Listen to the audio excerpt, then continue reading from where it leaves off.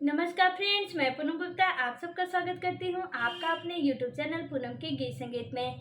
Friends, बहुत ही प्यारा मज़ेदार गीत है, आप इसे सुने और हमें कमेंट में ज़रूर बताएं कि आपको हमारा यह गीत कैसा लगा। और फ्रेंड्स, यह मेरा नया चैनल है, आप इसे ज़्यादा से ज़्यादा सपोर्ट करें और चैनल को सब्सक्राइब करें, लाइक करें और कमेंट हमें ज़रूर करें कि आपको हमारा यह गीत कैसा लगा।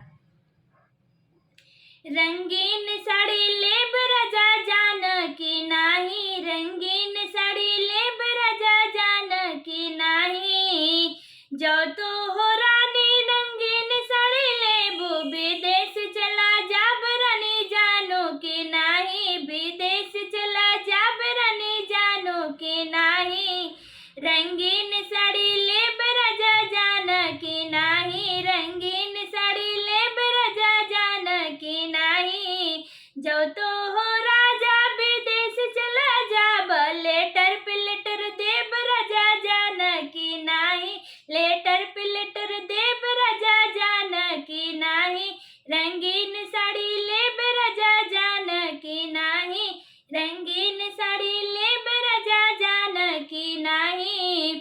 जो तो हो रानी लेटर पे लेटर देबू, दूसर कई लेब रानी जानो की नाही, दूसर कई लेब रानी जानो की नाही। रंगीन साड़ी लेब राजा जानो की नाही, रंगीन साड़ी लेब राजा जानो की नाही।